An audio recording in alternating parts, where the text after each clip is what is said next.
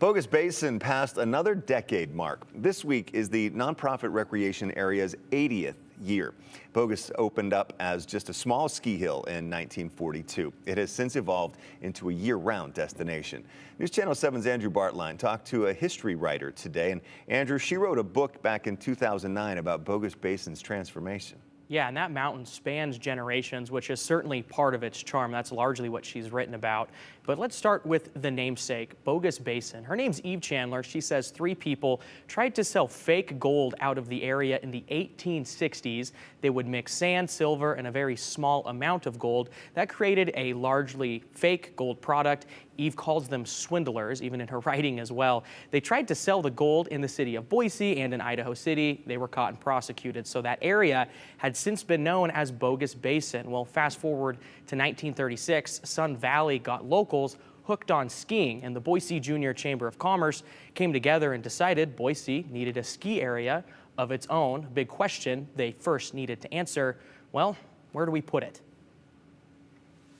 They started at Pilot's Peak near Idaho City and went all the way to the summit at Horseshoe Bend Hill.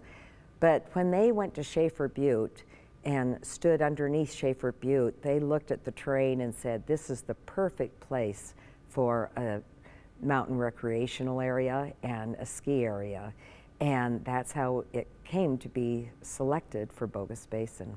The road was a one-way headed up before 3 p.m. After 3 p.m., the road was a one-way headed down the mountain. Volunteers cleared out boulders and trees to make way for those first ski runs. And when most mountains closed through the 1940s through World War II, Bogus Basin actually stayed open, largely because the military encouraged people stationed at Gowan Field to go ski at Bogus. Chandler says that this was so they could stay in shape, but the true history of Bogus is certainly told through the people, those who've experienced it, and those stories passed down from one generation to the next. And in total, it's been 4 generations.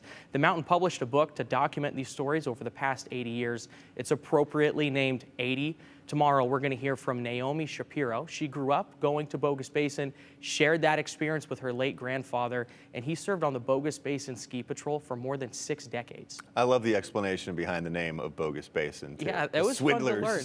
I always wonder, is like Bogus Basin, that's not like, I don't know, it didn't make sense to me. Bogus gold, right? Yeah. Yep, makes sense now. Love it. Andrew, thanks for telling the story. Appreciate it.